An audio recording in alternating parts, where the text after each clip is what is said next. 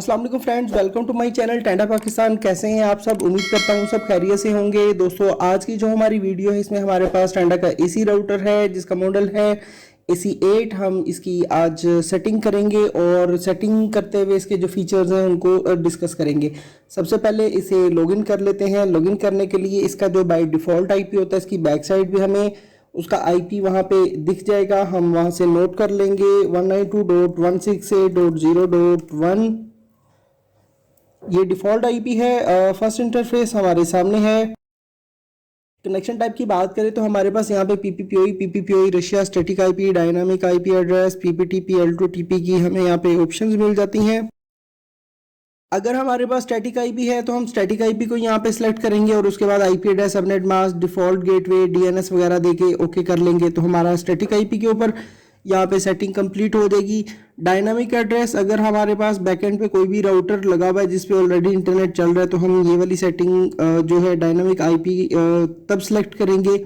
अभी जो है वो हम PPPoE सेलेक्ट करेंगे क्योंकि हम PPPoE के ऊपर इसे कन्फिगर करना चाह रहे हैं।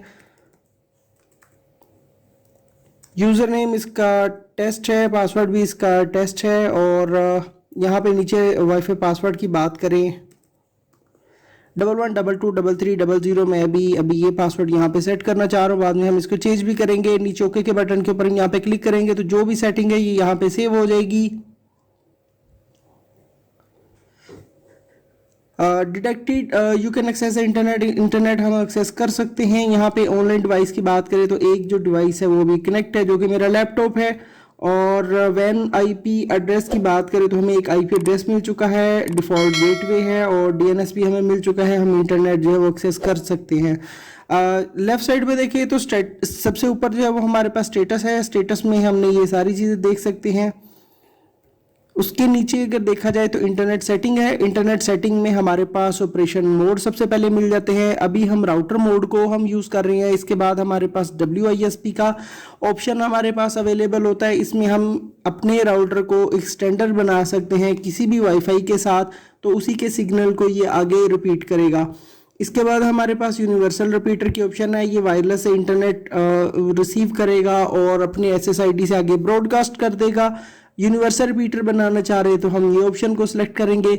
इसके बाद हमारे पास AP की ऑप्शन है। AP को अगर हम यहाँ पे सिलेक्ट करते हैं तो राउटर जो है ये इटसेल्फ अपना IP ब्रॉडकास्ट नहीं करेगा। ये बहुत से फीचर्स इसके जो है यहाँ पे हिडन हो जाएंगे और जो ISP की तरफ से इंटरनेट आ रहा है, जो IP वहाँ से हमें मिल रहा है उसी को ये आगे ब्रॉडकास्ट करवा देगा। जब भी हमारा लैपटॉप मोबाइल कनेक्ट होगा बैकएंड पे जो भी IP होगा वही हमें मिल रहा होगा।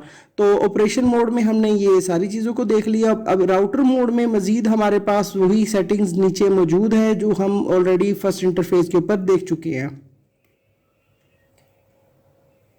इसके नीचे हमारे पास वायरलेस सेटिंग की जो है ऑप्शन है। यहाँ पे हम क्लिक करते हैं। प्रेफर्ड बैंड जो है वो इनेबल है। अगर हम इसे डिसेबल कर देते हैं तो 2.4 और 5 GHz के SSIDs दोनों अलग-अलग हो जाएंगे। अगर आप चाह रहे हैं 2.4 का SSID अलग से शो हो और 5 GHz का अलग से शो हो तो हम प्रेफर्ड बैंड को यहाँ पे डिसेबल कर देंगे।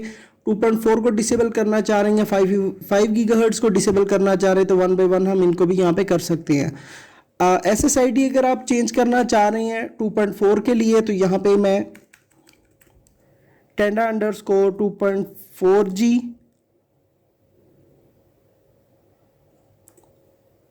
Tenda_5G मैं दोनों का पासवर्ड सेम भी रख सकता हूँ। मैं दोनों का पासवर्ड यहाँ पे चेंज भी कर सकता हूँ।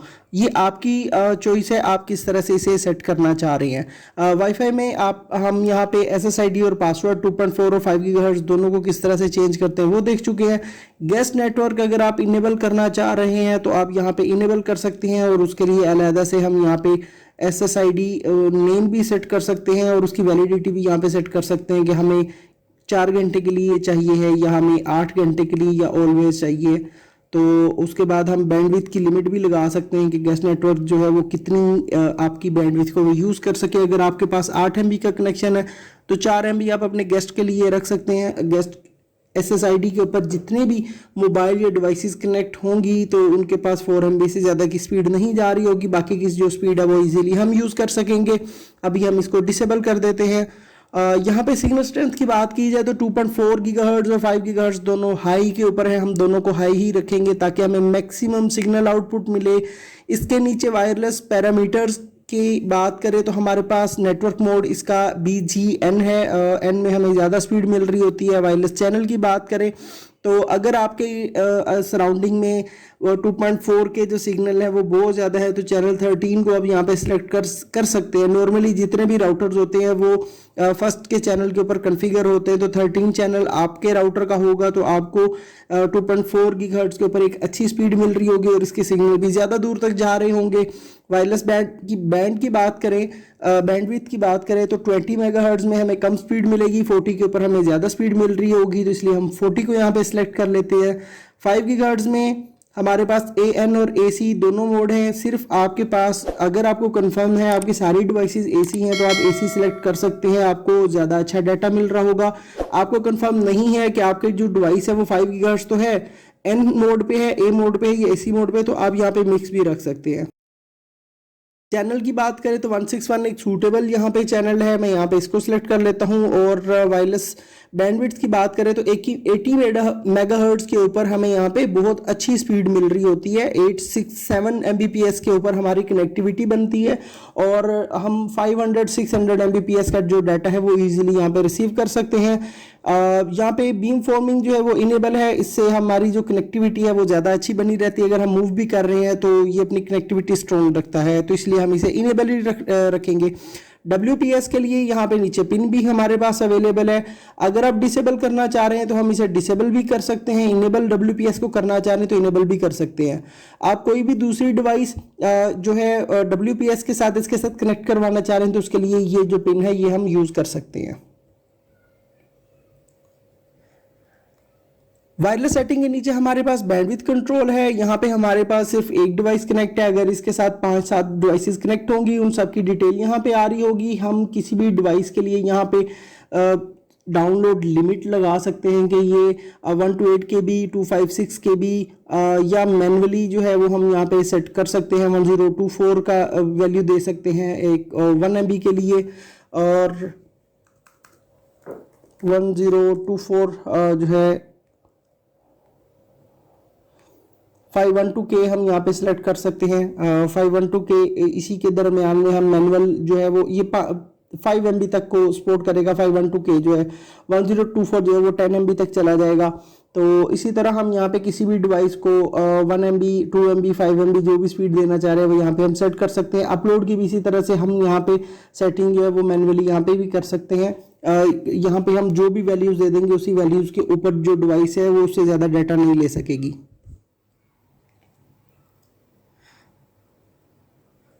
बैंडविड्थ कंट्रोल के नीचे बात करें तो पेरेंटल कंट्रोल की हमारे पास यहाँ पे ऑप्शन है अलाउ एक्सेस ड्यूरिंग। यहाँ पे कुछ रूल हम यहाँ पे लगा सकते हैं, जिनमें से एक रूल हम यहाँ पे अभी चेक भी करेंगे। मैं चाह रहा हूँ जो मेरी डिवाइस है सुबह 12 बजे से लेके रात 11 बजे तक एवरी डे फॉरवर्ड रहे। किसी स्पेसिफिक वेबसाइट को अगर मैं ब्लॉक करना चाह रहा हूं तो मैं यहाँ पे कर सकता हूं।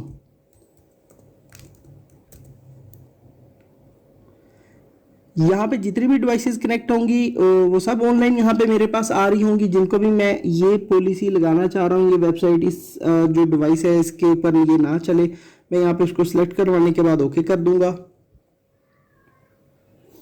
एक एंट्री हमें यहाँ पे दिखने को मिल गई है।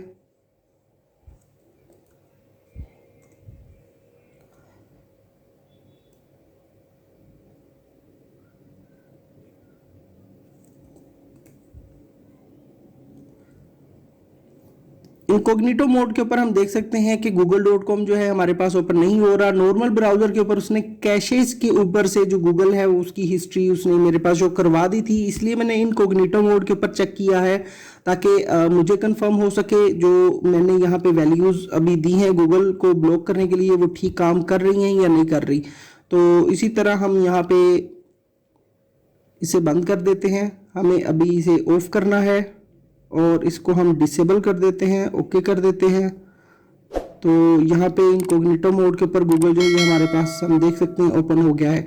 तो इस तरह कोई भी वेबसाइट आप यहाँ पे ब्लॉक कर सकते हैं, उनको मैनेज कर सकते हैं। स्पेसिफिक टाइम पीरियड के लिए भी ब्लॉक किया जा सकता है और ऑल डे के लिए भी ब्लॉक किया जा सकता है, स्पेसिफिक डे के लिए भी किया जा सकता है।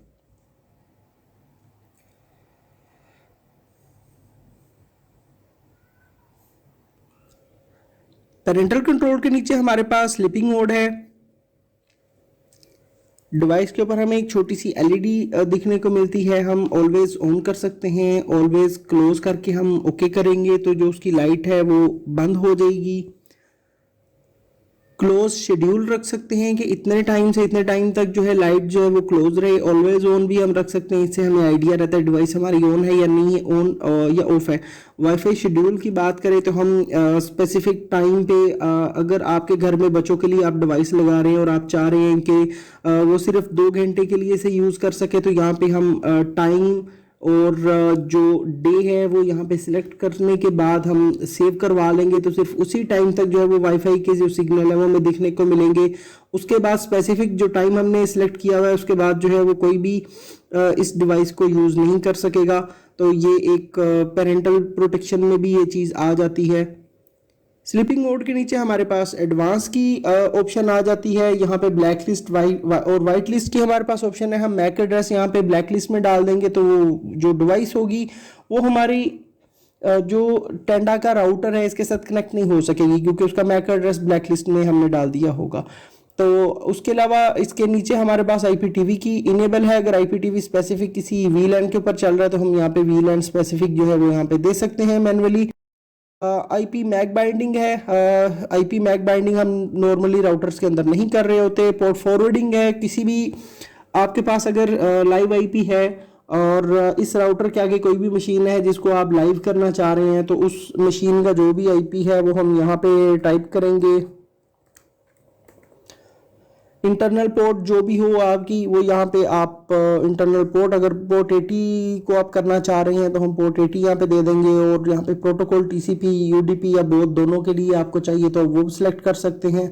और यहाँ पे ये जो ऐड हो गया है एक रूल, और ज़्यादा भी हम यहाँ पे करवा सकते हैं, ज़्यादा पोर्ट्स भी हम यहाँ पे फॉरवर्ड करवा सकते हैं। इसी तरह हम यहाँ पे प्लस के जो यहाँ पे छोटा सा बटन है इसके ऊपर क्लिक करते जाएंगे तो रूल्स ऐड होते जाएंगे।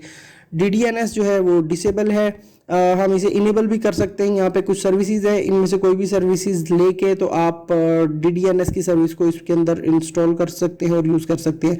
DMZ की बात करें तो किसी भी एक IP एड्रेस के ऊपर जितनी भी आपकी वैन साइड की ट्रैफिक है उसको आप मूव करवा सकते हैं। इसी तरह हमारे पास बाकी फायरवॉल और UPnP दोनों जो है वो इनेबल है, उनकी सर्विसेज को भी हम यूज़ कर सकते हैं। IPv6 की बात करें तो आज के जो हमारा वीडियो है इसमें IPv6 को हम कवर नहीं करेंगे और बाय डिफ़ॉल्ट ये डिसेबल होता है। एडमिनिस्ट्रेशन की बात करें तो यहाँ पे हम कोई भी पासवर्ड अपने राउटर को एक्सेस करने के लिए जो है वो यहाँ पे रख सकते हैं। न्यू पासवर्ड और कंफर्म पासवर्ड करने के बाद ओके करेंगे तो पासवर्ड सेट हो जाएगा। वैन स्पीड है, वैन स्पीड को यहाँ पे हम कंट्रोल कर सकते हैं। बाय डिफॉल्ट जो है वो 1 गीग के ऊपर है। अगर स्पेसिफिक नेगोशिएशन आपको चाहिए तो वो यहाँ पे आप जो है वो सिलेक्ट कर सकते हैं 100 MB और 10 Mbps के ऊपर भी। लैन का IP अगर आप चेंज करना चाह रहे हैं तो यहाँ पे हमें ऑप्शन मिलती है 0.1 जो है इसको हम 2 भी कर सकते हैं। यहाँ पे हम देखेंगे ये बाय डिफॉल्ट चेंज हो जाता है 2.100 से 2.200 तक जो है ये IP जो है वो लीज होंगे। DNS चेंज करना चाह रहे हैं प्रेफर 2.1 लेगा, आप चेंज करना चाह रहे हैं तो वो भी हम कर सकते हैं। राउटर रीबूट करना चाह रहे हैं तो यहाँ से हो जाएगा। रीसेट करना चाह रहे हैं, रीसेट के बटन के ऊपर क्लिक करेंगे तो राउटर हमारा रीसेट हो जाएगा। हम बैकअप लेना चाह रहे हैं तो बैकअप के बटन के ऊपर क्लिक करेंगे तो यहाँ पे हमारे पास बैकअप रिस्टोर हो गया, यहाँ पे सेव हो गया है। रिस्टोर के बटन के ऊपर क्लिक करेंगे और फाइल जो है वो हम अपनी सिलेक्ट करेंगे तो जो बैकअप है वो रिस्टोर हो जाएगा। लोग जो है वो एक्सपोर्ट करना चाह रहे हैं यहाँ से कर सकते हैं। अपग्रेड फीमेयर करना चाह रहे हैं तो लोकल अपग्रेड के ऊपर हम क्लिक करके जहाँ पे हमारा फीमेयर पड़ा हुआ है उस लोकेशन पे जाके हम उसे सिलेक्ट करके अपग्रेड कर सकते हैं। ऑटोमेटिक मेंटेनेंस इनेबल है। अगर ये इनेबल होगी तो राउटर जो है वो रात 2 बजे से 5:30 के दरमियान में जब भी राउटर जो है वो 3 KB तक की स्पीड ले रहा होगा, मतलब कोई भी इसके साथ कनेक्ट नहीं होगा तो ये ऑटो रीबूट हो जाएगा, जो कि किसी भी राउटर की हेल्थ के लिए बहुत ज़्यादा अच्छी चीज़ है। आज की वीडियो में हमने कवर किया इसके फंक्शंस को। उम्मीद करता हूँ मेरी वीडियो आप लोगों को अच्छी लगी होगी। वीडियो थोड़ी सी लंबी है लेकिन काफ़ी ज़्यादा हेल्पफुल रहेगी आप लोगों के लिए। वीडियो अच्छी लगी वीडियो को लाइक कीजिएगा, मेरे चैनल को सब्सक्राइब कीजिएगा, अपना बहुत सा ख्याल रखिएगा। अल्लाह हाफिज़।